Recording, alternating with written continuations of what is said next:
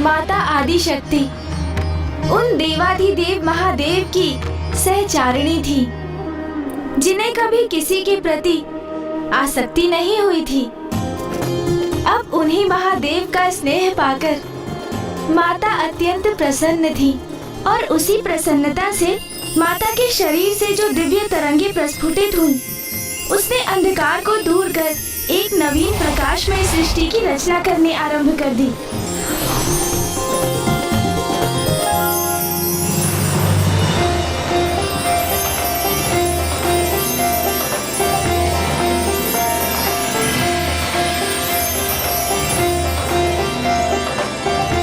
समस्त गण, गंधर्व, देवता आदि का सम्मान पाकर माता की प्रसन्नता सरल हास्य के रूप में फूट पड़ती थी। माता के उसी आनंद ने अनेकों सुंदर रंगों में रंग दिया था कैलाश को।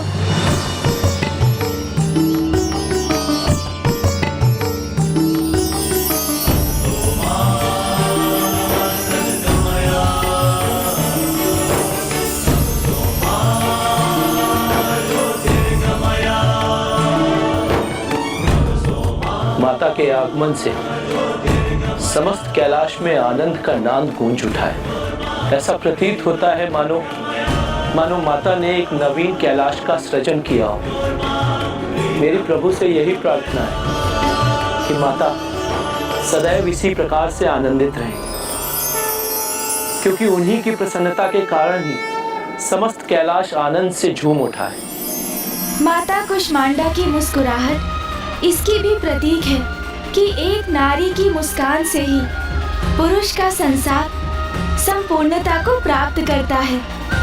जहाँ नारी प्रसन्न होती है, वो गृह भी प्रसन्नता से परिपूर्ण होता है, और जहाँ नारी दुखी रहती है, उस गृह में सुख और चैन स्थापित नहीं होता। इसलिए नारी को कभी दुखी नहीं करना चाहिए, सदा नारी का सम्मान करना चाहिए। ब्राह्मण देवता, मैं तो अपने पति देव को सदा यही कहती आई हूँ कि अपनी पत्नी को सुखी रखिए, क्योंकि मैं मुस्कुराऊंगी तो राजभवन में सदा प्रसन्नता स्थापित रहेगी।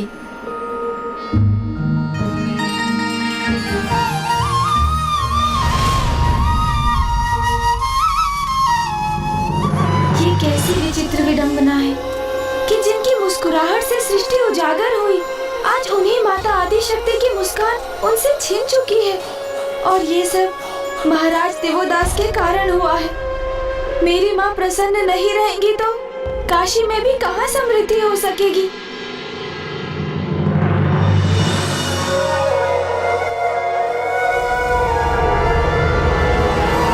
और ये भी कहा जाता है कि जहाँ नारी की पूजा होती है, देवता भी वहीं वास करते हैं। और सत्य तो ये भी है कि नारी ही संसार की शक्ति है। सूर्य ब्रह्मांड की आत्मा है और सूर्य की शक्ति है माता कुष्मांडा।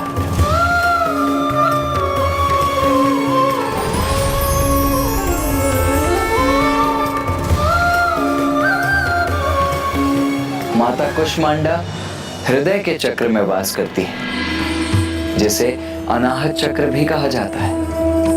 ये तो सर्वथा उचित है कि माता कुष्मांडा सूर्य के हृदय में निवास करती हैं, इसीलिए वो समस्त ऊर्जा का स्रोत भी हैं। इसीलिए नवरात्रि के चतुर्थ दिवस पूर्ण हृदय से माता कुष्मांडा की पूजा करनी चाहिए।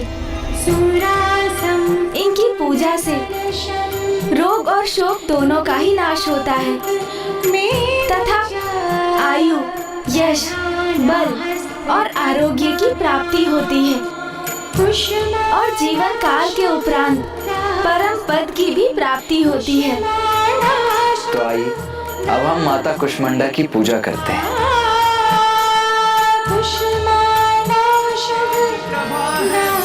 माता कुष्मांडा, इस ब्रह्मांड की रचना तुझसे सूर्य की उष्मा है माँ, तुझसे सूर्य की उष्मा है माँ, तुझसे सूर्य की उष्मा। यदि मुझे यहाँ राज्य करना है तो आपको यहाँ से प्रस्थान करना होगा।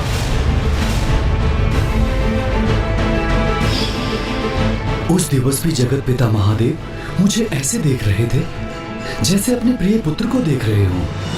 जब अनाहत चक्र निर्वाध रूप से कुंडलिनी की ऊर्जा से प्रकाशित होता है तो तब व्यक्ति अपने अहंकार के भाव से पूर्णतः रिक्त होकर संबंधों की असीम गहराइयों को समझकर उन्हें स्वीकार कर लेता है। जैसे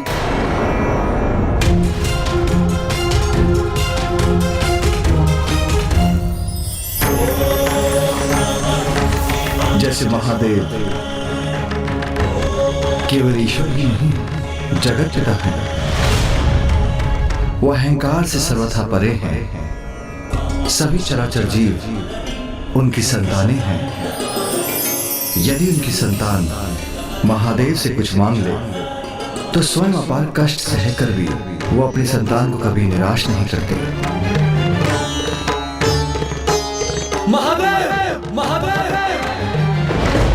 प्रतीत होता है कि अनाहत चक्र के प्रकाशित होने से आपको भी इस सत्य का स्वतः आभास हो ही गया कि वो महादेव ही तो है, जगत पिता।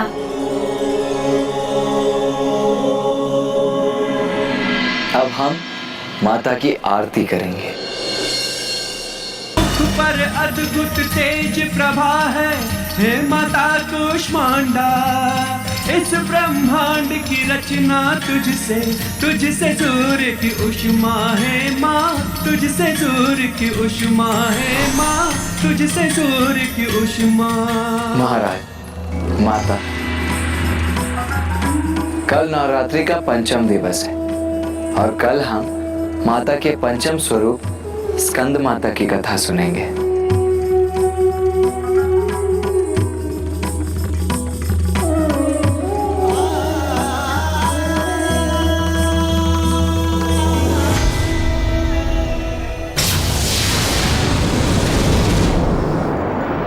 माता, जब प्रत्येक दिवस मैं और भैया महाराज देवोदास और माता सरला को आपकी कथा सुनाते हैं तो हमें इसका एक गहरा आभास भी होता है कि पिताश्री को प्राप्त करने के लिए आपने कितने कष्ट सहे हैं और हम आपकी भक्ति में पूर्ण रूप से डूब जाते हैं। पुत्र, वो कष्ट कहाँ जो मेरे लिए आशीर्वाद बने।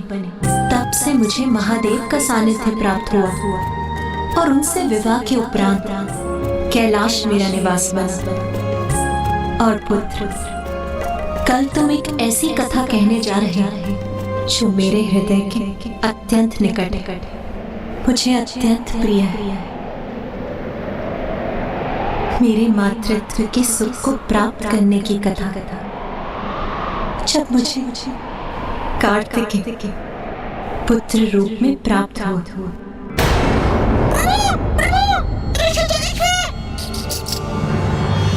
क्या हुआ मूषक जी?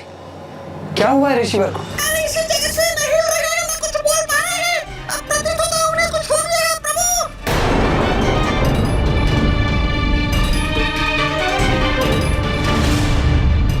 जाओ पुत्र, वहां जाकर अपना कर्तव्य निभाओ।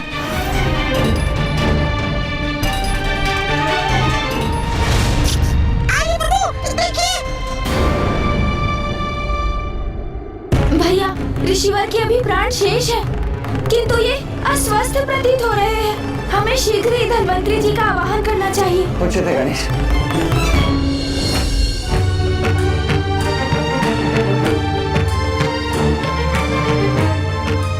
मैं इनके मुख में एक औषधि डालता हूँ।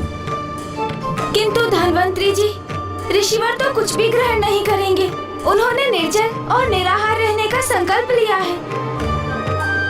उस अवस्था में मैं लेप लगाकर इनका उपचार करने का प्रयास करता हूँ।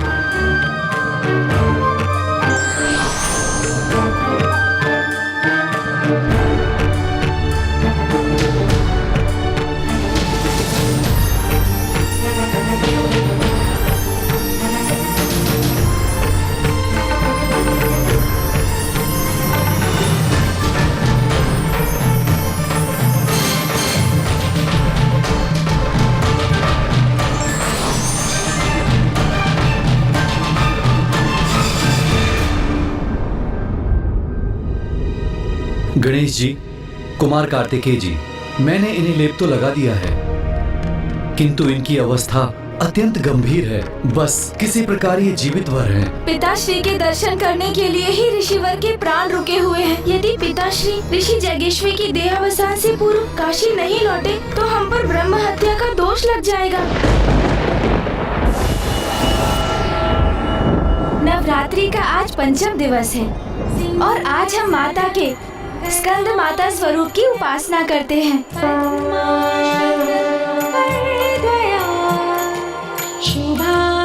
इस स्वरूप में माता पार्वती की गोद में भैया कार्तिकेय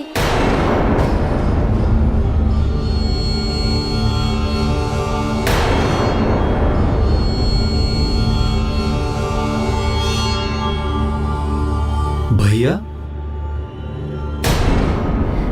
महाराज, मेरा अर्थ था कुमार कार्तिकेय अर्थात गणेश जी के बड़े भैया। वो माता पार्वती की गोद में रहते हैं।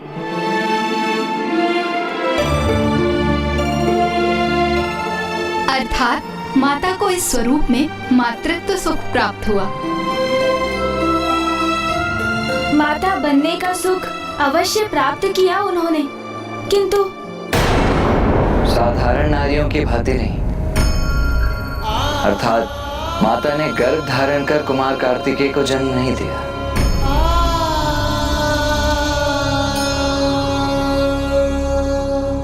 किंतु ये भी तो माँ की ही लीला थी। एक और माता पार्वती और महादेव का विवाह संपन्न हो चुका था और अब माता अत्यंत प्रसन्नता से गृहस्थीन का जीवन व्यतीत कर रही थी। उन्हें सभी सुख प्राप्त थे, किंतु संतान प्राप्ति की कामना तो अभी भी थी उन्हें। स्वामी, माता की पूर्णता तो संतान से होती है। मुझे संतान का वरदान दे स्वामी। तथास्तु। और देवताओं को तो इसी क्षण की प्रतीक्षा थी। और अब अंततः उनकी प्रतीक्षा समाप्त होने वाली थी। महादेव और माता पार्वती का वो पुत्र जन्म लेने वाला था जो तारकासुर का अंत करने वाला था। और ऐसा ही होता, किंतु क्या ब्राह्मण देवता? देवताओं ने इसमें एक और अवस्था जोड़ दी। महादेव ने माता पार्वती को संतान प्राप्ति का वरदान दे ही दिया। शीघ्र ही वो एक पुत्र को जन्म देंगी। इसी शुभ घड़ी की प्रतीक्षा तो हम सभी इतने वर्षों से कर रहे थे, क्योंकि अब अंततः उस तारकासुर के आतंक का अंत होने ही वाला है। इंद्रदेव, सूर्यदेव, तारकासुर का अंत तो हो जाएगा, किंतु एक नवीन समस्या का भी जन्म होगा जिस पर अभी तक आपका ध्यान नहीं गया।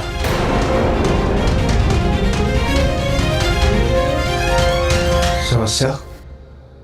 कैसी समस्या अग्निदेव? महादेव अतुलनीय बल के सागर हैं और माता आदिशक्ति समस्त ब्रह्मांड में व्याप्त शक्ति की प्रतीक हैं। स्वयं प्रकृति है वो। महादेव और माता दोनों अनंत अपार हैं। उनके संयोग से उत्पन्न पुत्र महावीर और महायोद्धा होंगे, जिनकी शक्ति का अनुमान लगाना भी कठिन है। और उनकी अपार शक्ति यदि स्वर्ग पर लक्षित हुई तो कहीं मेरा पद ही मुझ न छिन जाए।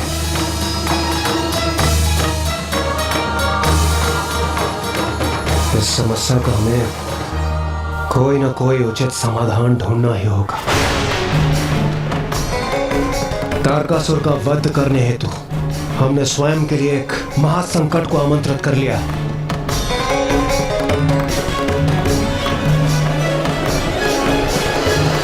देवराज, अब इसका मात्र एक ही उपाय शेष है।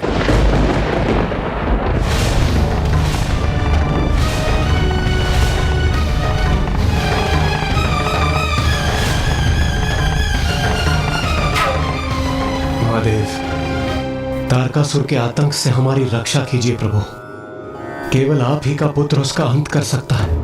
आपका ऐसा पुत्र महादेव जो केवल आप ही के अंश से उत्पन्न हो,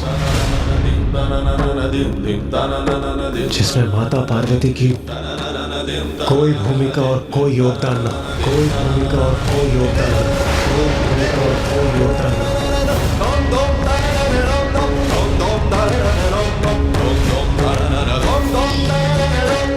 स्वामी, माता की पूर्णता तो संतान से होती है। मुझे संतान का वरदान दे स्वामी। तथास्तु, तथास्तु।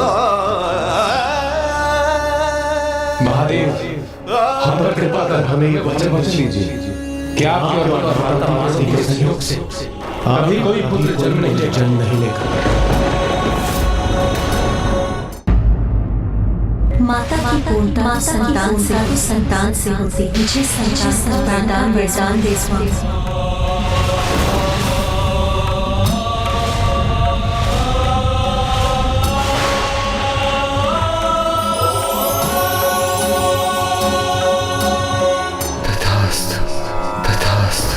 जब माता पार्वती को ज्ञात हुआ कि महादेव ने देवताओं को क्या वचन दिया है, तो वो अत्यंत कुपित हुई।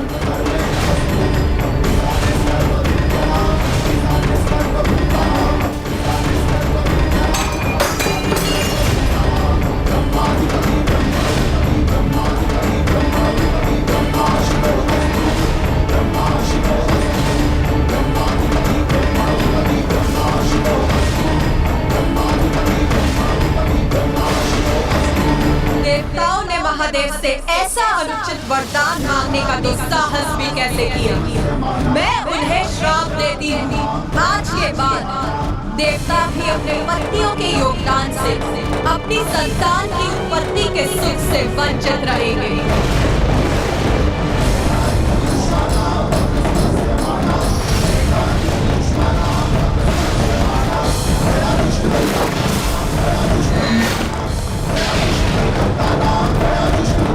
जब महादेव को ज्ञात था ब्राह्मण देवता कि माता पार्वती संतान प्राप्ति को लेकर अत्यंत उत्साहित थी, तो उन्होंने देवताओं को ऐसा वरदान क्यों दे दिया? शिवली, शिवली, शिवली। तथास्तु, तथास्तु।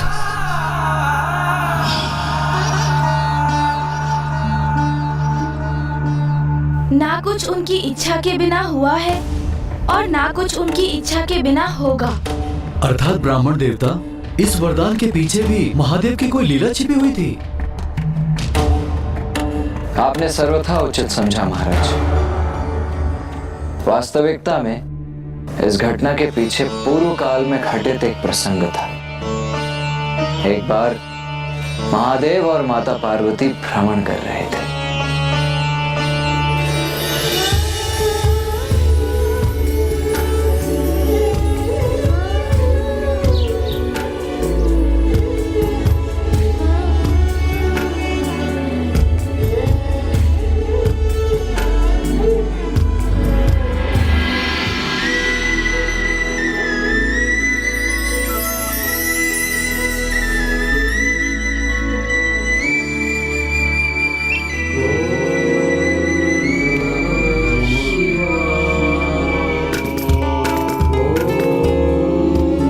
स्वामी, इस सघन वन में कौन आपकी प्रार्थना कर रहा है? संकादिक ऋषि।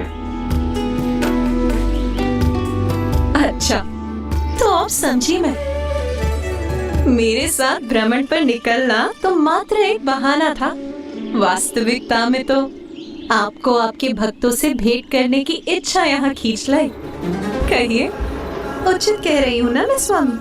महेश्वरी, भक्त भगवान के दर्शन के लिए जितने आतुर होते हैं, उतने ही आतुर भगवान भी भक्त से भेंट करने के लिए होते हैं। तो चलिए ना, मैं भक्त और भगवान के मध्य आऊं, ये मुझे कदापि स्वीकार नहीं।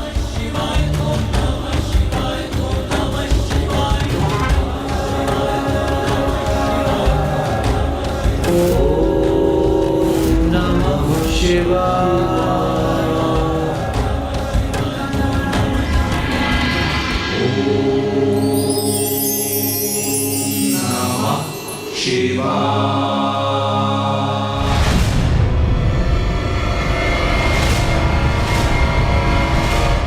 एक दिन उपवन में भ्रमण करते करते महादेव एवं माता पार्वती सनत कुमारों के आश्रम तक पहुंच गए।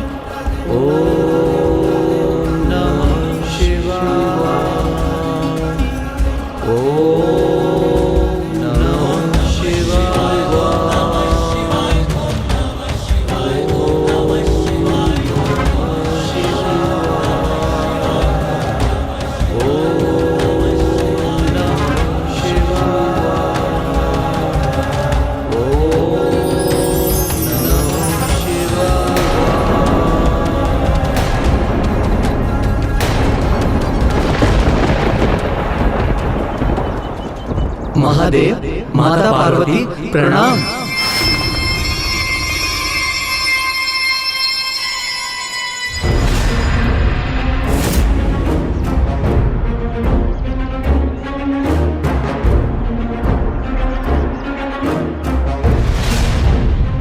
ये क्या सनत कुमार, मैं तुम्हारे समक्ष खड़ा हूं और तुमने मेरा अभिवादन भी नहीं किया। महादेव, क्या चाहते हैं आप? कौन आपको प्रणाम करे? मेरा शरीर अथवा मेरी आत्मा? मेरा ये शरीर तो मिथ्या है, नश्वर है। इसका एक ना एक दिवस तो अंत होना अनिवार्य है, इसलिए इसका कोई महत्व नहीं। जो सत्य है वो मेरी आत्मा है, और यदि आप मेरी आत्मा का अभिवादन चाहते हैं तो मेरी आत्मा में उसी का अंश है जो आप स्वयं हैं। अर्थात हम एक ही तत्व हैं। तो फिर कौन बड़ा और कौन छोटा? तो मैं उठकर आपको क्यों प्रणाम करूं?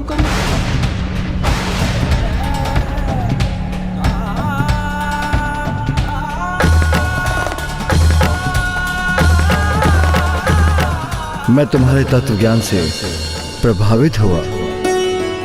मेरी इच्छा है कि तुम मेरे पुत्र के रूप में जन्म लो।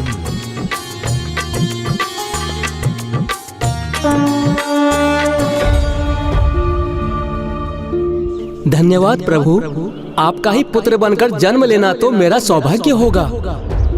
अर्थात केवल आपका पुत्र नाथ?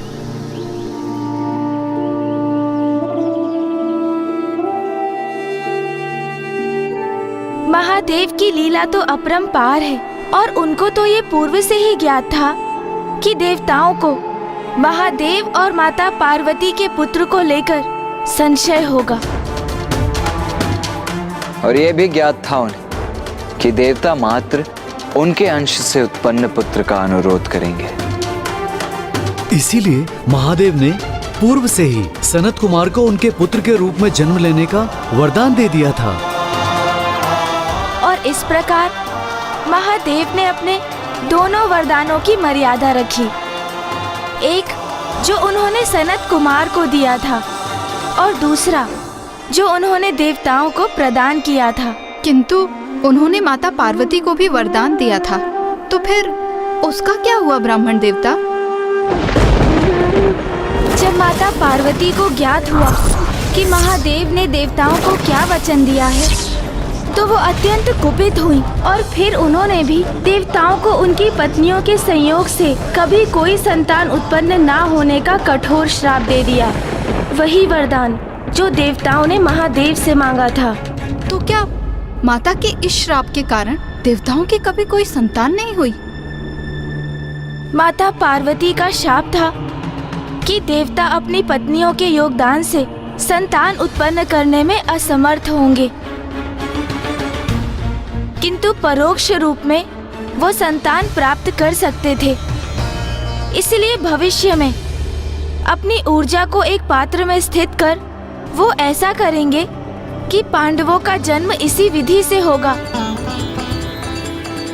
जब देवराज इंद्र, यमराज और वायुदेव अपनी ऊर्जा देवी कुंती को प्रदान करेंगे, और उनकी ऊर्जा से क्रमशः महान धनुर्धारी अर्जुन, धर्मराज युधिष्ठिर और महाबली भीम उत्पन्न होंगे। एक नारी होने के नाते मैं माता पार्वती की पीड़ा समझ सकती हूँ, किंतु फिर माता का उग्र रूप कैसे शांत हुआ ब्राह्मण देवता? माता को तो एकमात्र महादेव ही शांत कर सकते थे और उन्होंने माता को एक आश्वासन दिया।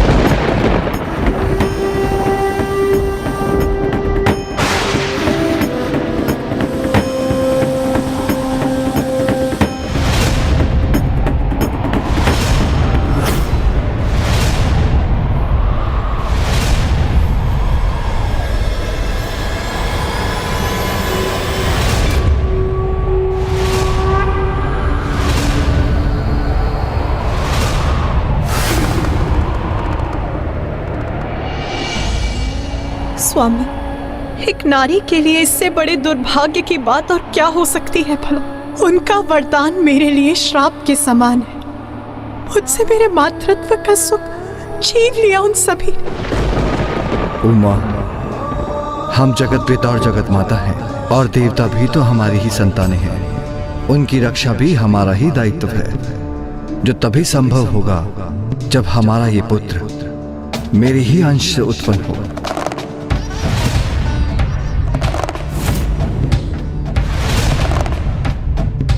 किंतु मेरी ऊर्जा से जीवन प्राप्त करने पर भी उसके जन्म में आपका भी सहयोग होगा, आपका भी अंश समाहित होगा। पार्वती, हमारे पुत्र पर आपका भी उतना ही अधिकार होगा। चित्तम मेरा।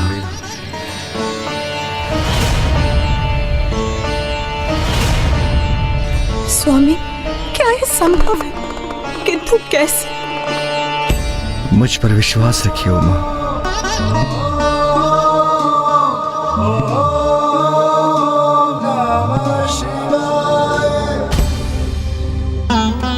और फिर कुमार कार्तिकेय के जन्म का समय निकट आ गया।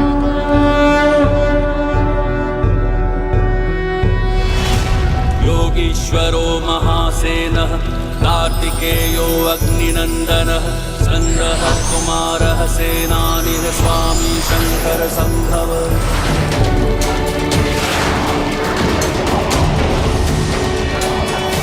महादेव की उस ऊर्जा शक्ति को संभालने का प्रयास सर्वप्रथम भूदेवी ने किया, तत्पश्चात वायुदेव और फिर अग्निदेव।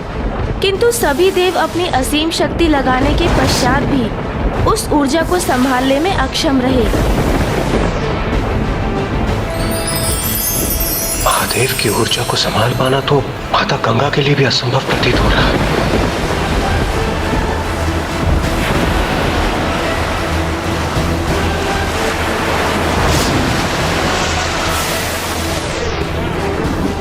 महादेव की ऊर्जा को सह पाना सभी के लिए असंभव है।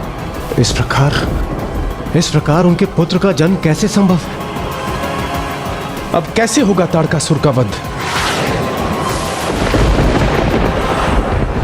मेरी ऊर्जा अब उचित गंतव्य पर पहुंची है। सरकंडू भी उसे संभाल पाने में सक्षम है।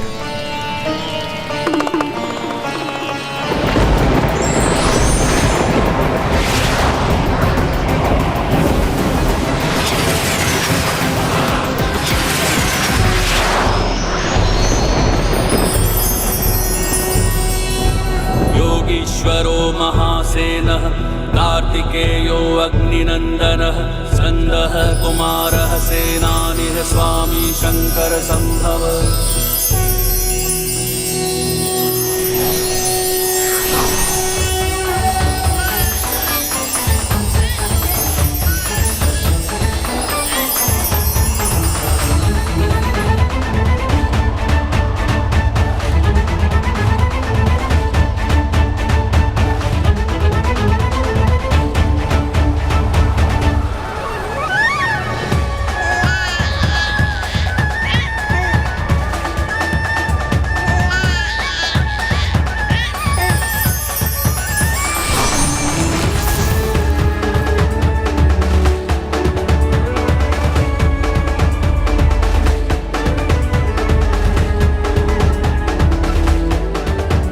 कौन है ये दिव्य सुंदर शिशु जो अपने सुंदर नेत्रों से हमें देख रहा है?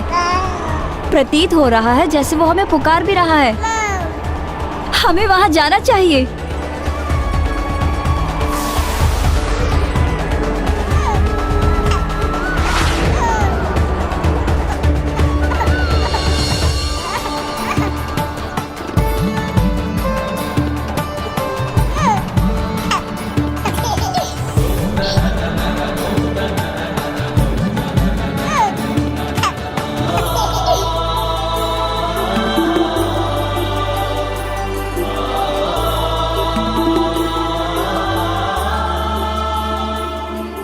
ये दिव्य शिशु तो महादेव पुत्र है।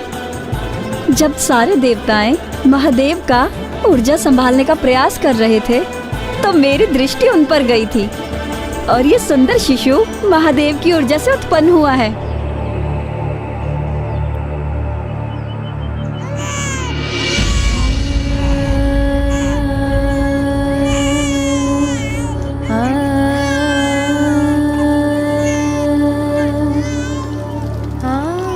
उमा, सरकंडूब तो आपका ही स्वरूप है, इसलिए मेरी ये संतान तो आपकी भी संतान है।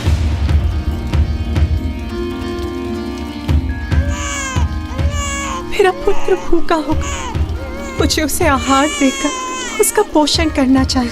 इसे तो भूख लगी है, इसलिए रुदन कर रहा है। ये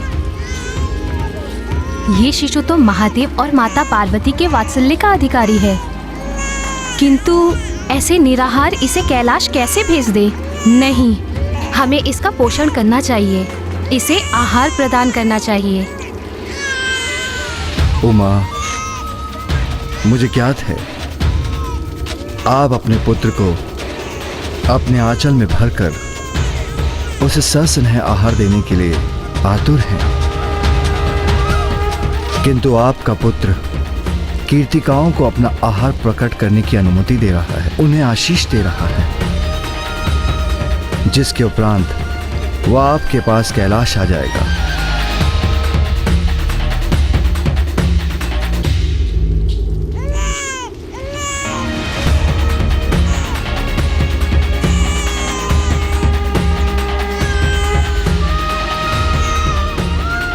उमा,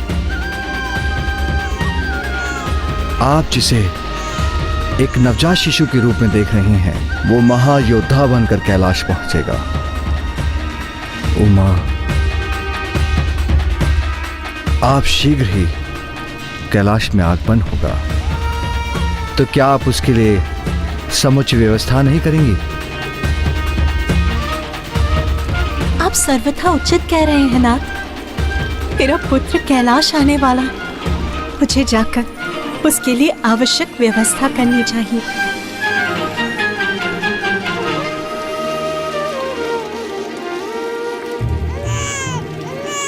बस बस पुत्र, मैं अभी तुम्हें दुग्धपान करा देती हूँ। अरे अरे अरे, अब क्या तुम ही इस बालक पर अपना सारा स्नेह न्योछावर करोगी? हमें भी तो इसे दो। हमें भी दो, हम खिलाएंगे इस बालक को, हम खिलाएंगे इस बालक को। अरे अरे, एक ही समय में हम सभी एक बालक को कैसे आहार दे सकती हैं?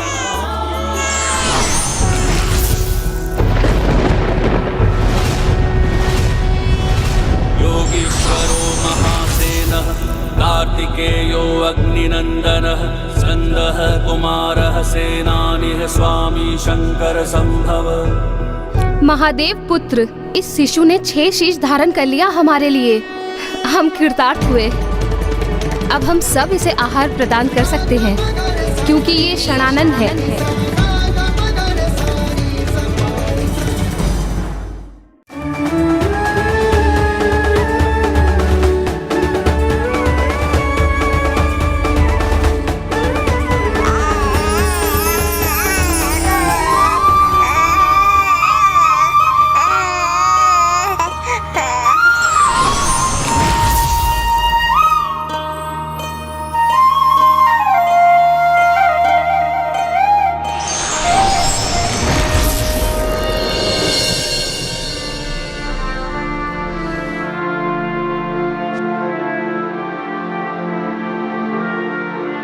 और इस प्रकार उन महायोद्धा महादेव पुत्र कुमार कार्तिकेय का जन्म हुआ, जो भविष्य में तारकासुर का वध करने वाले थे।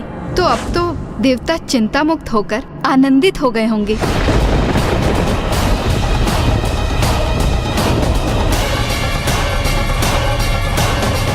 नहीं, देवराज इंद्र अभी भी सशंकित थे।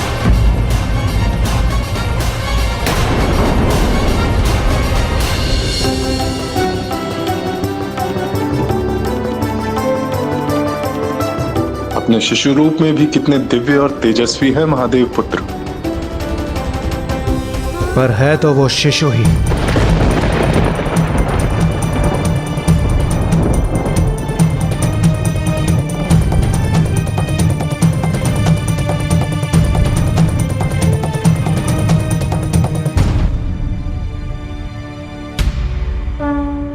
मैं समझने में असमर्थ हूं। ये शिशु तारकासुर से युद्ध कैसे कर सकता है? इंद्रदेव सर्वथा उचित कह रहे हैं। उस महाकाय महाबली असुर तारकासुर से युद्ध करने के लिए महादेव पुत्र अभी कहां सामर्थ्य होंगे? तो क्या हमें अभी और प्रतीक्षा करनी होगी, इनकी आयु की वृद्धि की, इनकी शिक्षा प्राप्ति की? ये अनंत प्रतीक्षा तो अब असहनीय होती जा रही है।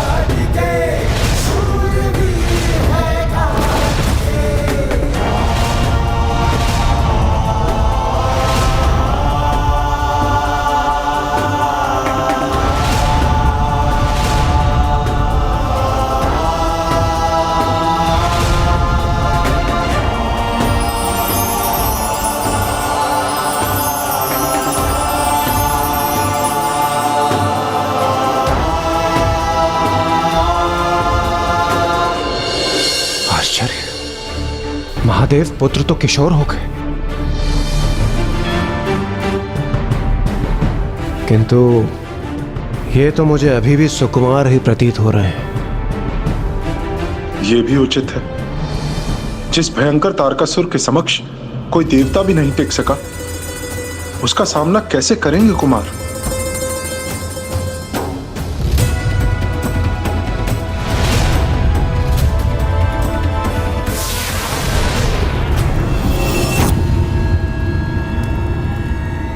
क्यों नहीं समझ रहे महाराज? जिनका जन्म हुआ है उनके समक्ष आप कदापि नहीं टिक सकेंगे। नियति निर्धारित है। अब तो आप इस सत्य को स्वीकार कीजिए महाराज। बहुत अभिमान था ना आपको अपने विश्वास पर, किंतु स्वयं को सुरक्षित रखने की आपकी सभी योजनाएं असफल रही। और फिर अब तो महादेव का पुत्र भी उत्पन्न हो गया है, जिससे सर्वथा अनुचित प्रमाणित हुआ है आपका विश्वास महाराज।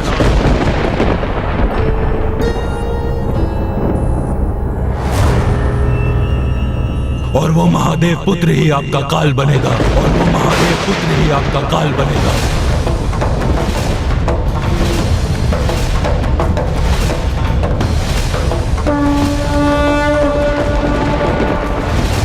आपका तो सर्वनाश होगा ही, किंतु इन सभी का सर्वनाश होगा। और इस सर्वनाश से मैं भी सुरक्षित नहीं रहूंगा, मेरा भी अंत होगा। आया आपका काल महाराज, आप ही नहीं टिक सकेंगे उसके समक्ष।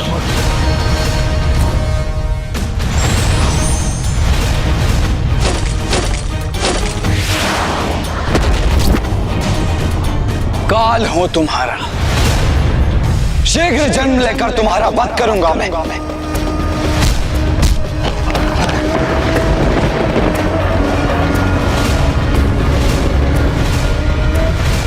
मूर्ख, फेरू, कैसे असुर हो तुम? असुरों की भावी पीढ़ियां असुरों के नाम पर कलंक के रूप में स्मरण करेंगी तुम्हें। मुझसे ऐसे दुर्वचन कहने का दुस्साहस कैसे किया तुमने? विजयदान! जी महाराज। पंचा को बुलाओ। जी महाराज। पंचा! पंचा! पंचा! अब ये पंचा कौन है?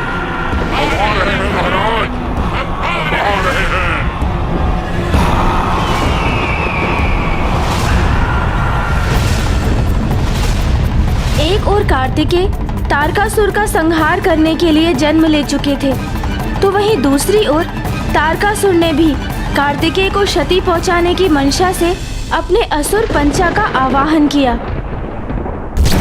कुमार कार्तिकेय के जन्म के पश्चात उन्हें कृतिकाओं से उनके माता पिता अर्थात महादेव एवं माता पार्वती के बारे में ज्ञात हुआ।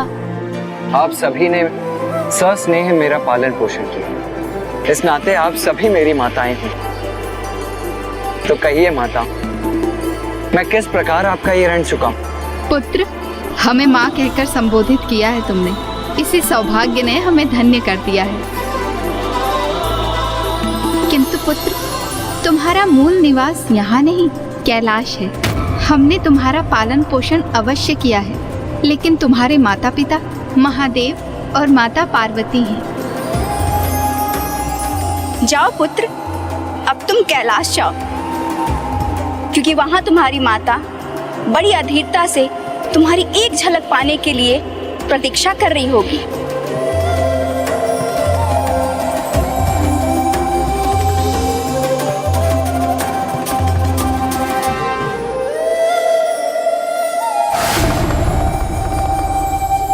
महादेव, माता पार्वती,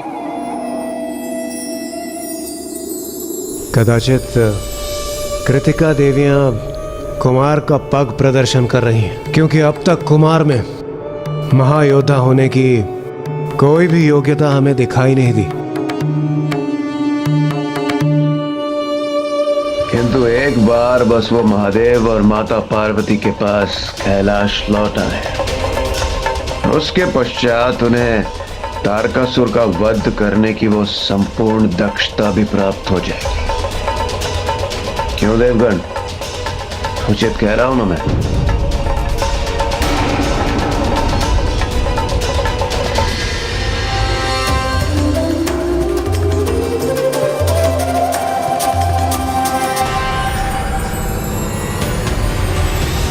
एक ओर जहां महादेव पुत्र कुमार कार्तिकेय का जन्म हो चुका था, वहीं दूसरी ओर दुष्ट तारकासुर भी युद्ध के लिए अपनी नई योजना बना चुका था।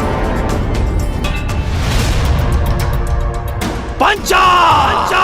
पंचा!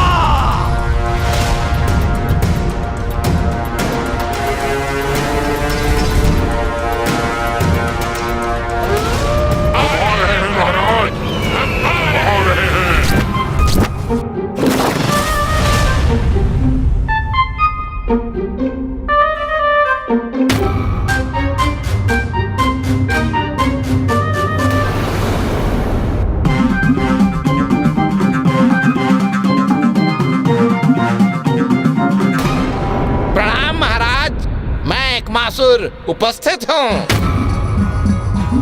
ये छोटा मोटा असुर महादेव पुत्र का वध करेगा?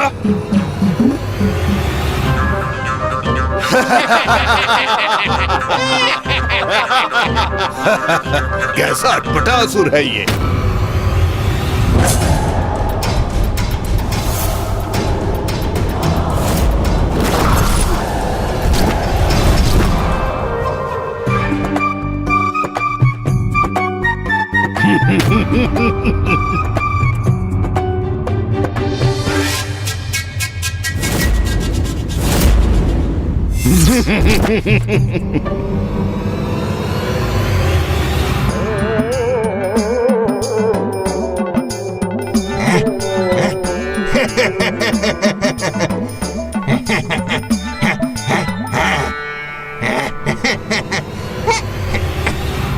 हम सब पुनः पीछे छूट गए और दुष्ट एक मासुर हम सबसे पहले पहुंच गया।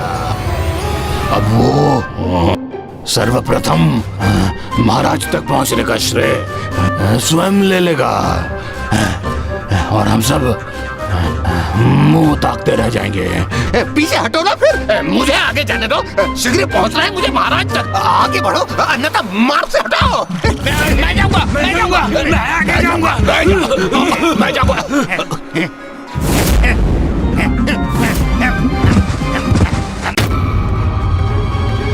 प्रणाम असुर सम्राट तारकासुर। पंचा, ये है मेरे पंचा।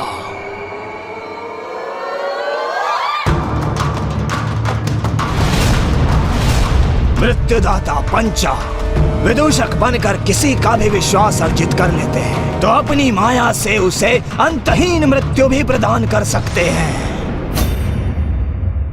अट्टासुर, जो कार्य तुम नहीं संपन्न कर सके वो मेरे ये पंचा करेंगे। ये वध करेंगे उस महादेव पुत्र का, महादेव पुत्र का।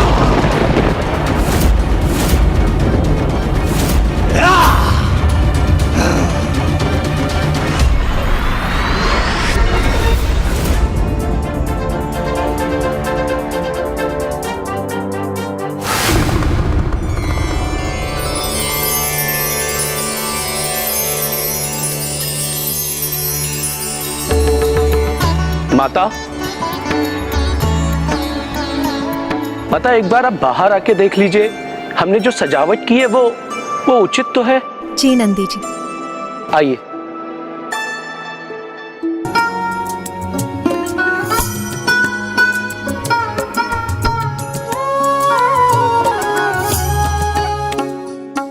दिए कहाँ है नंदी जी?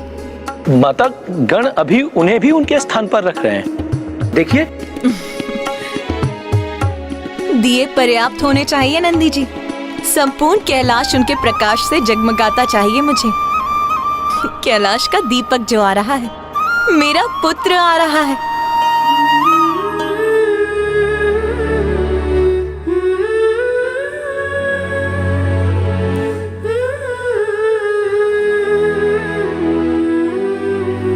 मेरा पुत्र कुशल तो है, उसे मार्ग मिल जाना चाहिए, कोई अवरोध नहीं आना चाहिए उसके मार्ग में।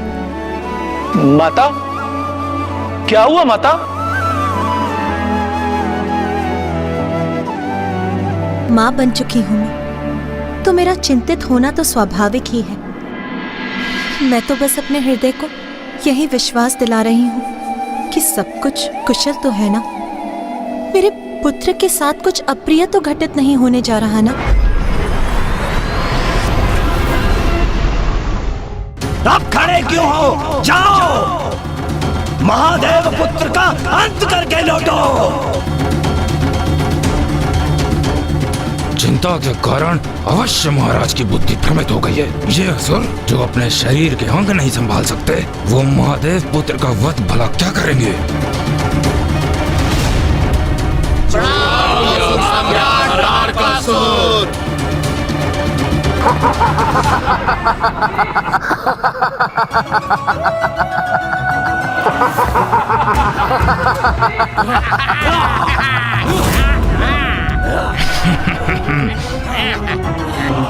क्षमा कीजिए महाराज, किंतु ये वध करेंगे उन कुमार का?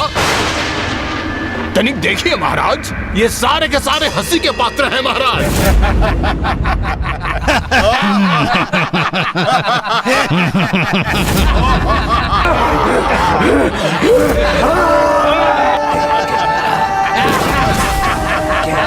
पंचा, बड़े दीर्घ और कठिन यात्रा पर जा रहे हो तुम, तो इसलिए कुछ भोजन तो आवश्यक है ना? जी महाराज, हम आपके इस उत्तम विचार से सहमत हैं। हम सब यही सोच रहे थे, क्यों न इस हास्यास्पद दुष्ट को अपना भोजन बना लें। हाँ? मुझे अपना भोजन बनाएंगे ये? तो उचित है। कदाचित इसे तुम्हें लेकर जितने भी संशय हैं, वो सब शांत हो जाएंगे।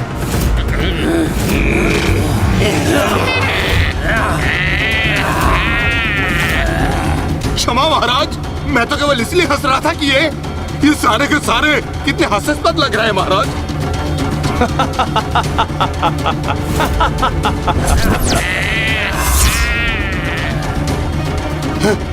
क्षमा।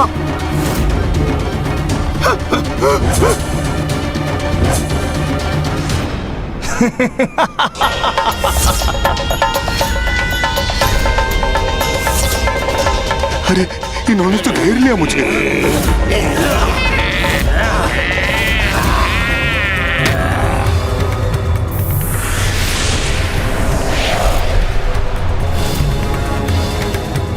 विचित्र है, मायावी है, भयंकर है ये पंचासुर।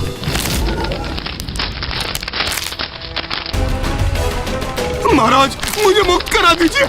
अरे छोड़ो, जाना दो मुझे।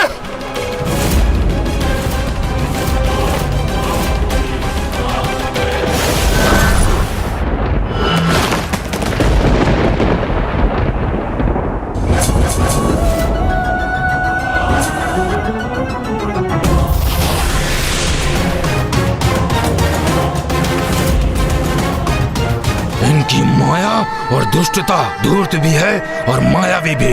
इनसे पार पाना तो किसी के लिए भी कठिन होगा, कदाचित महादेव पुत्र के लिए भी। इधर तारकासुर ने पंचासुर को विदा किया और उधर कुमार कार्तिकेय कैलाश की ओर बढ़ते हुए अपनी प्रथम चुनौती और परीक्षा का सामना करने वाले थे। ये वो परीक्षा थी जिससे ये निर्णय होने वाला था कि उनके सामर्थ्य को लेकर जो चिंता देवताओं को थी वो उचित थी अथवा नहीं। अर्थात कुमार कार्तिकेय के लिए जो प्रतीक्षा देवताओं ने की थी वो उचित थी अथवा नहीं।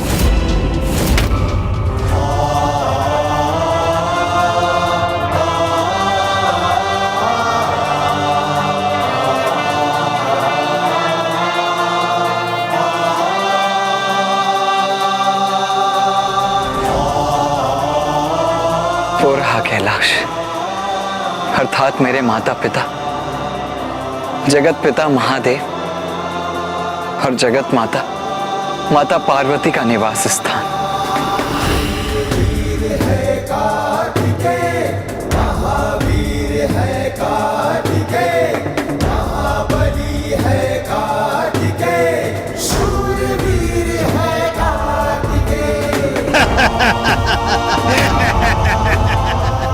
सब दोष तुम्हारा है मूर्ख। मुझे मूर्ख बोल रहा है? मुझे अपना दोष मुझ पर बन रहे हो। तुम्हारे कारण ही भटके हम। कौन है ये? चलो हटो, अधिक मत बोलो। भूल तुम्हारी है और भुगतू मैं। अरे हम तुम्हारे ही कारण भटके हैं। रुक जाइए आप सभी।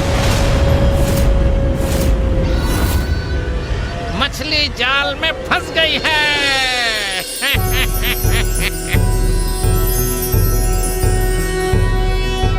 योगीश्वरो महासेनः कार्तिकेयो अग्निनंदनः स्कंदः कुमारः सेनानिः स्वामी शंकर संभव। अच्छा, ये है महादेव के पुत्र कुमार। कितने तेजस्वी हैं ये कुमार। इस बालक कुमार को तो अपने जाल में फंसाकर इसका अंत करना तो बहुत सरल कार्य है मेरे लिए।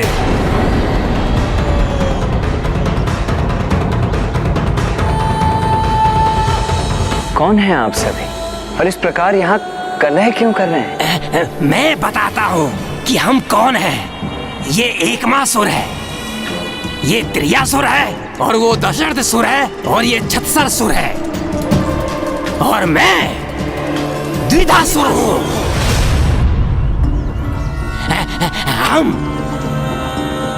ये एक माँ के कारण ना अपने मार्ग से भटक गए हैं। भटक गए? किंतु आप सभी जा कहाँ रहे थे? कैलाश और कहाँ। हम महान महादेव के दर्शन के इच्छुक हैं। इसी अभिलाषा को हृदय में धरकर कैलाश जा रहे हैं। ये यात्री पिताश्री के दर्शन करना चाहते हैं तो इन्हें कैलाश ले जाना मेरा कर्तव्य है। आपकी समस्या का निवारण मैं किए देता हूँ। मैं भी कैलाश ही जा रहा हूँ, तो यदि आप सभी चाहें तो मेरे साथ आ सकते हैं। ये कौन मूर्ख है और उसकी सहायता क्यों कर रहे हैं कुमार? इंद्रदेव, कुमार शीघ्र अतिशीघ्र कैलाश पहुंचने को आतुर हैं, किंतु मार्ग में वो भटके हुए यात्रियों का मार्गदर्शन करने के लिए रुक रहे हैं, तो आप उससे इतने विचलित क्यों हो रहे हैं? विचलित मैं नहीं सूर्यदेव, कुमार हो रहे हैं। प्रतीत होता है अकेले कठिन यात्रा करने के विचार से ही वो भय का अनुभव कर रहे हैं, इसलिए वो किसी का साथ पाने के लिए आकांक्षी है। क्योंकि है तो वो सुकुमार किशोर ही ना।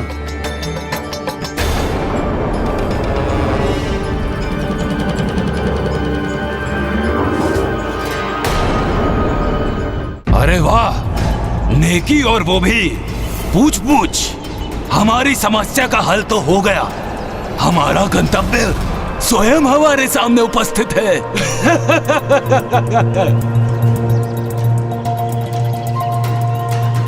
आइए।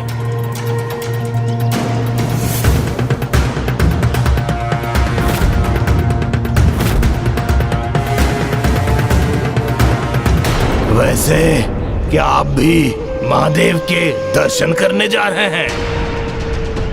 दुविधासुर, ये तो मात्र एक सरल बालक ही है। इसको अपनी ही बातों में उलझा के रखना और अपना कार्य सरल हो जाएगा। आपने अपना परिचय नहीं दिया। मेरा परिचय वो तो मुझे महादेव और माता पार्वती ही देंगे। अच्छा, आप इतना ही बता दीजिए, आपका नाम क्या है? मुझे मेरा नाम भी महादेव और माता पार्वती से ही प्राप्त होगा। दिवंगत नहीं, स्वर्गवासी नहीं, हम वीरों द्वारा मारा गया। अब तो उन्हें ऐसा ही कोई नाम रखना पड़ेगा।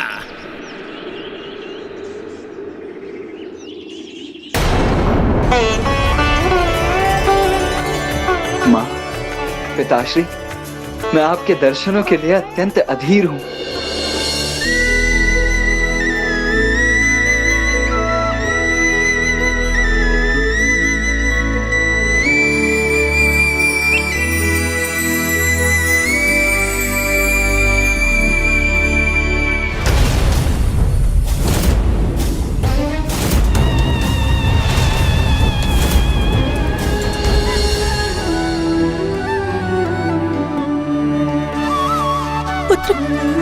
पुत्र कहाँ हो तुम?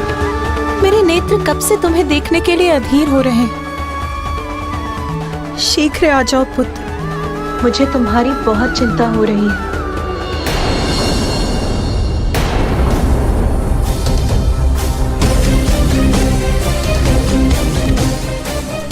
ये बालक तो जैसे कैलाश की ओर दौड़ रहा है। हम जिस कार्य के लिए आए हैं वो करने का कदाचित यही उपयुक्त समय है।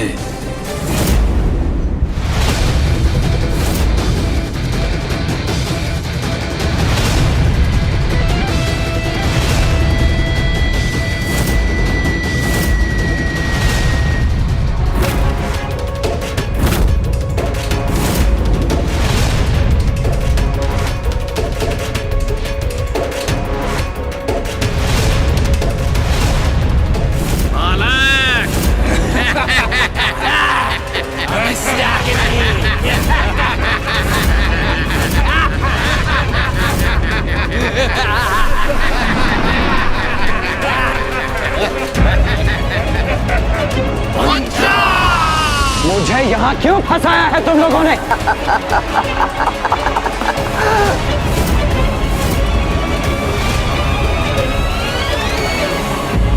परिस्थिति कुछ ऐसी बनी कि तारकासुर द्वारा भेजे गए उनके पंचासुरों ने महादेव पुत्र कुमार को चारों ओर से घेर लिया।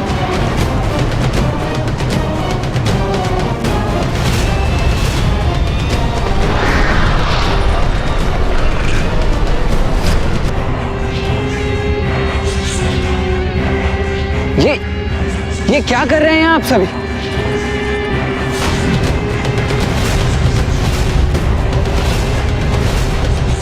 ये क्या? इन असुरों ने तो कुमार को बंदी बना लिया।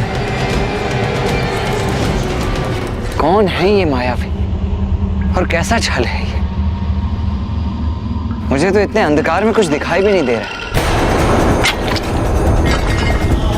ये कैसा अप्रिय आभास हो रहा है मुझे, जैसे मेरी श्वास ही बाधित हो रही हो। मेरा पुत्र अवश्य किसी संकट में है।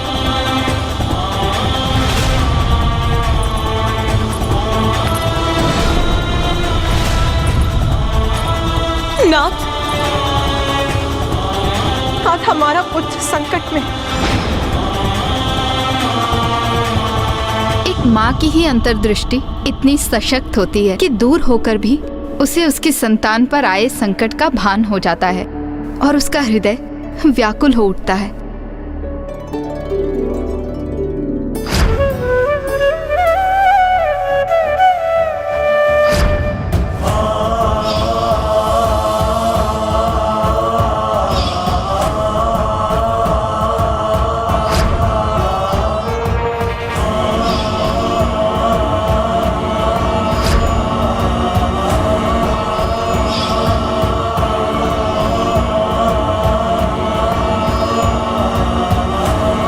ब्राह्मण देवता, आपके नेत्र नम क्यों हो गए? कितना अद्भुत स्नेह संबंध होता है ना एक माता और पुत्र का। माता पार्वती की तो उनके पुत्र से भेंट तक नहीं हुई थी, किंतु जैसे ही कुमार पर संकट छाया, माता को उसका आभास हो गया। हाँ, संतान के प्रति माता का अनुपम प्रेम तो संपूर्ण प्रकृति में सबसे अनूठा है। उन पंचा असुरों ने कुमार कार्तिकेय को वहीं रखा जहां वो चाहते थे, अपने बंधन में। किंतु माता पार्वती और महादेव भी इस घटना से अनभिज्ञ नहीं थे। तब तो अवश्य महादेव का क्रोध जागृत हुआ होगा। वो चाहते तो अपनी क्रोधाग्नि से क्षण भर में पंचासुरों को भस्म कर देते, है ना ब्राह्मण देवता? तो फिर क्या किया महादेव ने? कुछ उन्होंने कुछ नहीं किया। तो फिर महादेव पुत्र ने अपनी रक्षा कैसे की ब्राह्मण देवता?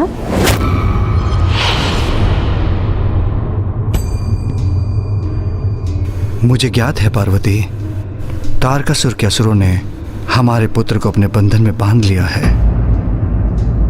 तो नाथ, आप शीघ्र जाकर कुछ कीजिए, अन्यथा मैं स्वयं जाकर उसकी रक्षा करूंगी। कितनी बार रक्षा करेंगी आप उसकी? हाँ? ये कैसा प्रश्न? माँ हूं मैं उसकी रक्षा के लिए सदा तत्पर हूं। प्रिय, यदि आप उसकी रक्षा करती रहेंगी तो स्वयं अपनी रक्षा करना कैसे सीखेगा?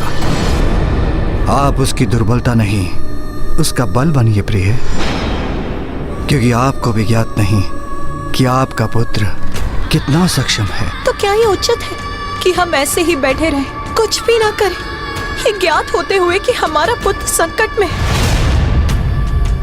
नहीं नाथ, मेरा हृदय इतना कठोर नहीं है। आप शक्ति हैं, आप जगत जननी हैं, और अब एक माँ भी। जैसे आपको ज्ञात नहीं कि आपका पुत्र कितना शक्तिशाली है, वैसे ही आपको ये ज्ञात नहीं कि एक माँ का हृदय कितना कठोर हो सकता है। ये परीक्षा है पार्वती, एक माँ की और हमारे पुत्र की। क्या हो रहा है ये? और कैसा छल है ये? कौन हो तुम सब? पंचा!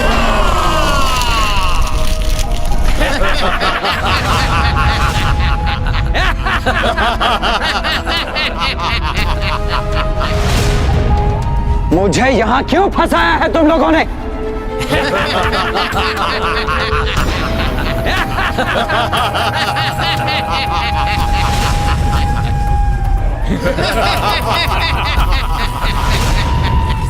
कितने दुख की बात है कुमार, अभी जन्म हुआ और अभी अंत होगा।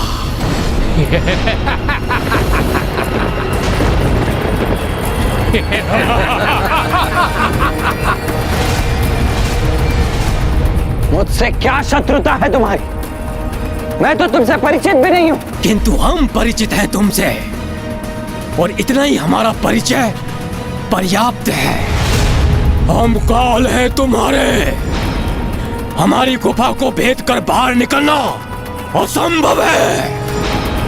क्योंकि असुर गुरु शुक्राचार्य से वरदान प्राप्त है हमें। पंचासुर है हम पांचों की इस गुफा में बंदी, कोई भी यहाँ से मुक्त नहीं हो सकता।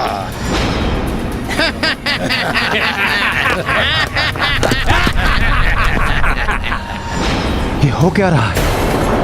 नहीं, ये नहीं हो सकता। कुमार को शीघ्र ही गुफा से बाहर आने का कोई उपाय ढूंढना होगा।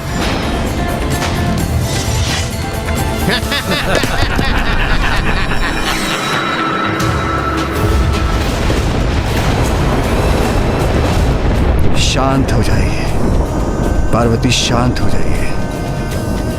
अपनी अधीरता का परित्याग कर अपने भीतर विश्वास जागृत कीजिए। हमारा पुत्र स्वयं उस मायावी गुफा से बाहर आकर अपनी अपार सामर्थ्य का प्रमाण देगा।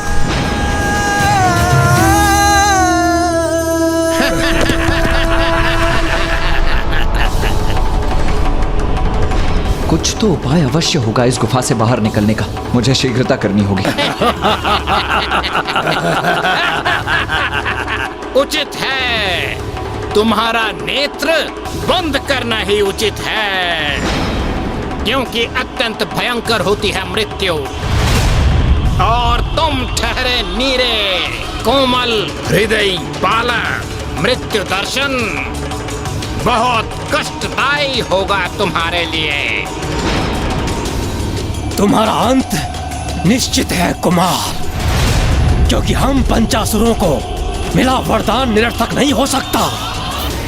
और हम पंचासुर जब तक एक दूसरे से विलग नहीं होते तब तक ये गुफा ऐसे ही स्थिर रहेगी, स्थिर रहेगी। जब तक एक दूसरे से विलग नहीं होते तब तक ये गुफा ऐसे ही स्थिर रहेगी।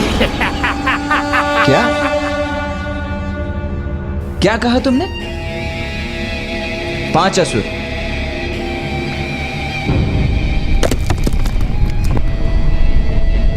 किंतु तुम 5 कहां हो? तुम तो 4 ही हो।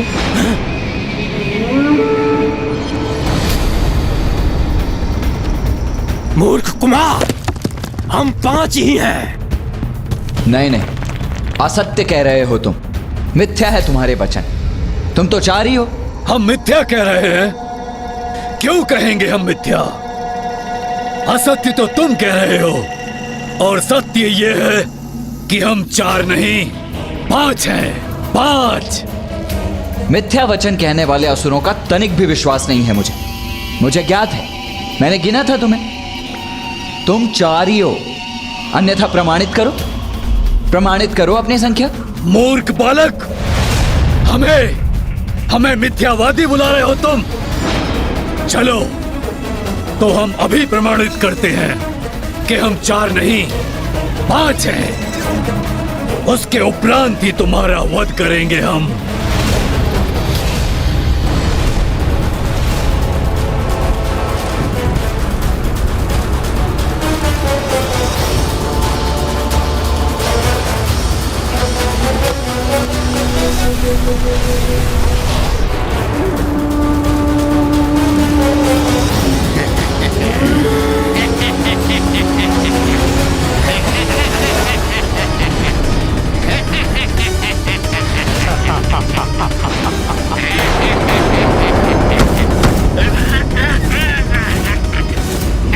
छोड़ो मुझे। क्या कर रहे हो तुम? छोड़ो मुझे।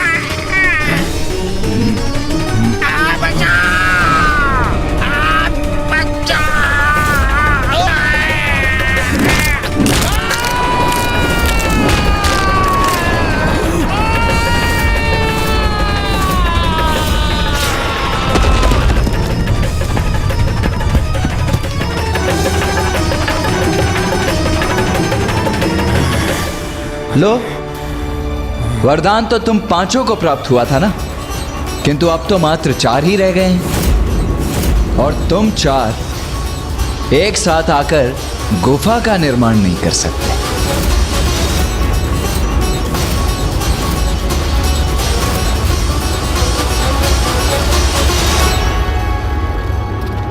आपने देखा इंद्रदेव, कुमार ने कितनी कुशलता से इस असुर का संहार किया। अब तो आपको विश्वास हो गया ना कि इसी प्रकार वो तारकासुर का भी सर्वनाश करेंगे। अभी तो केवल एक ही तुच्छ असुर का अंत किया है कुमार ने। अभी भी 4 असुर शेष हैं, जो कि मुझे बहुत ही क्रोधित प्रतीत हो रहे हैं, जो अपने मृत मित्र का प्रतिशोध लेने के लिए तत्पर हैं। जबकि कुमार के पास न कोई शस्त्र और ना ही हमारी भांति कोई अनुभव।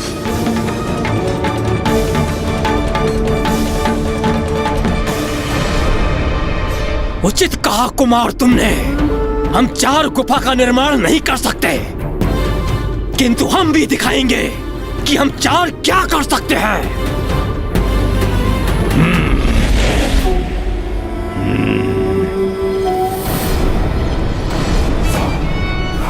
अब हम 4 गुफा से भी भयंकर हो गए। तुम अपने बचाव के लिए क्या करोगे कुमार?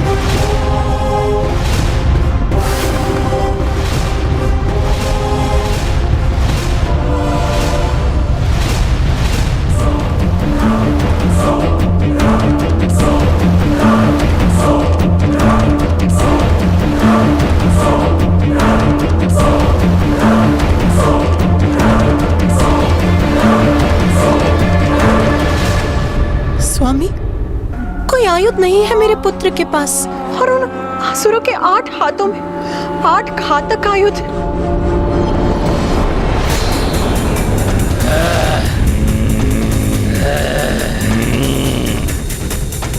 अब हम तुम पर अत्यंत घातक वार करेंगे कुमार। अंत तो तुम्हारा निश्चित है।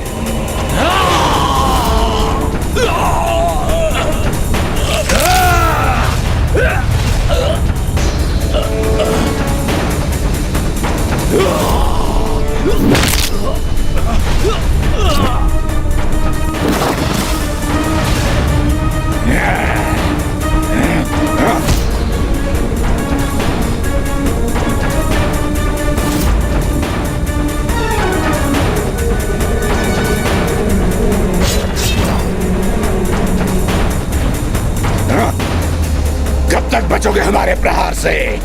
कभी तो हमारे प्रहार तुम्हारी मृत्यु का कारण बनेंगे। मुझे ध्यान से देखकर वार करना होगा इन पर।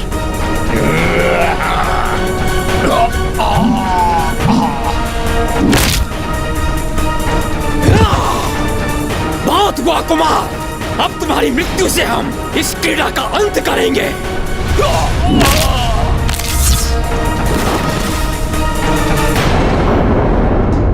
योद्धा कभी आयु रोहित नहीं होता पार्वती,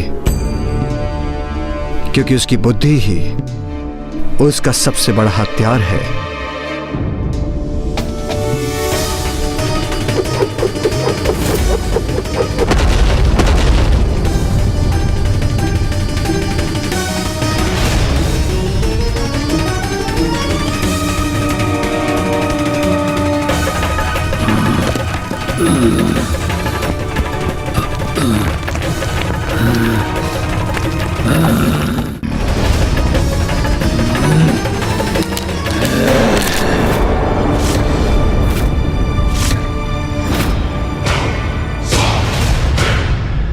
कैलाश जाना है तो हम पहुंचाएंगे, किंतु जीवित नहीं, मृत।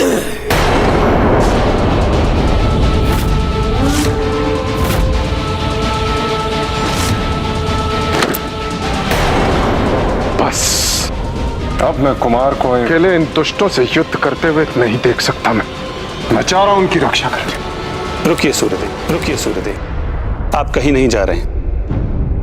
प्रणाम नारायण। महानायक है महादेव पुत्र, और एक महानायक को जन्म के पश्चात ही स्वयं को सिद्ध करना होता है। ये कुमार की परीक्षा है। अपनी योग्यता सिद्ध करने की आवश्यकता उन्हें है जिन्हें कुमार की क्षमता पर विश्वास नहीं।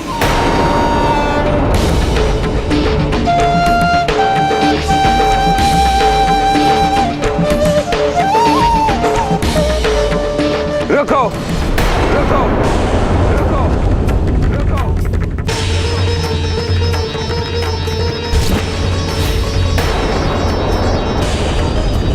एक साथ मुझे जकड़ने का प्रयास कितना कठिन हो रहा है तुम लोगों के लिए। तुम सभी एक बार निर्धारित क्यों नहीं कर लेते कि तुम में से कौन मुझे अपनी भुजाओं में जकड़कर मेरा वध करेगा? अरे इतना अनिश्चय जो है तुम्हारे मध्य में, कौन मुझे पकड़ेगा, कौन मेरा वध करेगा, ये निश्चित ही नहीं है। यदि तुम मुझे पकड़ने में सफल हो भी जाते हो तो तुम में से कौन मेरा वध करेगा, ये ज्ञात भी है तुम्हें, क्योंकि मुझे अपना आहार तो तुम में से कोई एक ही बना सकता है ना, और वो अधिकार तो उसी का होता है जो सबसे अग्रणी हो और समूह का नायक हो। तो सर्वप्रथम ये निर्धारित कर लो कि तुम में से यहां नेतृत्व कौन कर रहा है।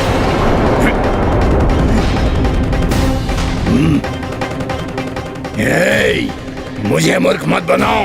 तुम अपने शब्दों की ब्रह्मजाल में हमें फंसाने का प्रयास कर रहे हो, किंतु इस बार तुम्हारी इस चाल से हम भटकने वाले नहीं हैं। अरे नहीं नहीं, मैं फंसा कहाँ रहा हूँ। मैं तो बस इतना कह रहा हूँ कि अपना नेतृत्व निर्धारित कर लो, जिससे भविष्य में कोई दुविधा ना हो और सब कुछ स्पष्ट रहे। इसमें निर्णय क्या लेना है? इस समूह का नायक मैं हूँ।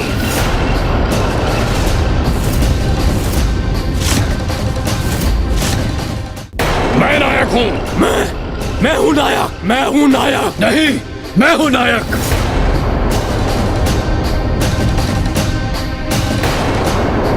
मैं हूँ नायक। मैं हूँ नायक।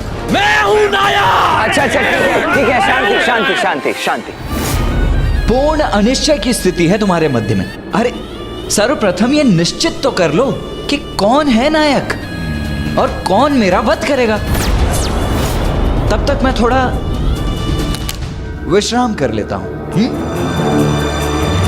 मैं हूँ नायक। एक मां सुर तो रहा नहीं, द्विधा सुर तो मैं हूं ना, तो नायक मैं हूं ना। क्यों? तुम क्यों हो गए हमारे नायक?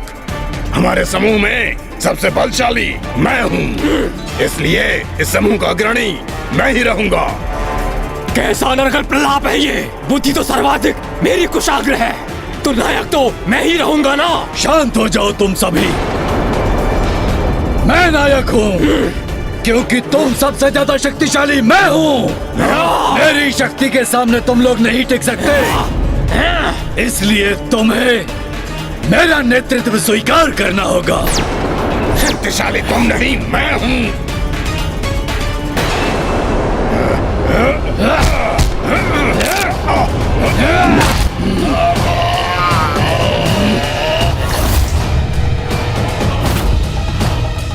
अभी देखता हूँ कैसे हो तुम।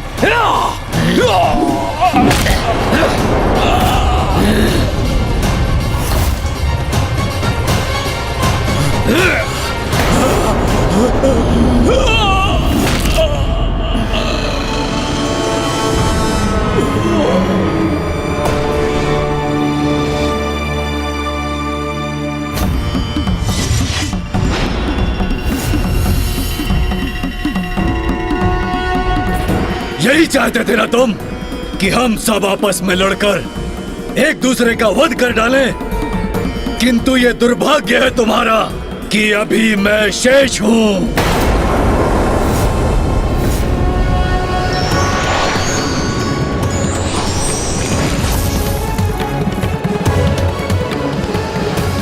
मूर्ख बालक, मैं अकेला ही तुम्हें कुचलकर तुम्हारा वध करूंगा।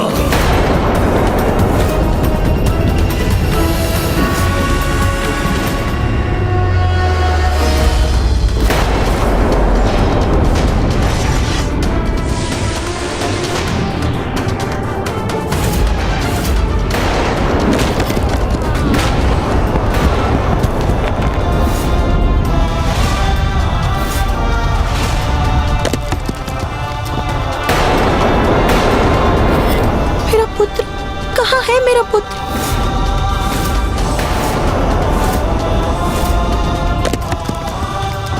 कहीं इस असुर के वध करने के प्रयास में मेरे पुत्र पर ही कोई संकट तो नहीं आ गया? कहाँ गया वो?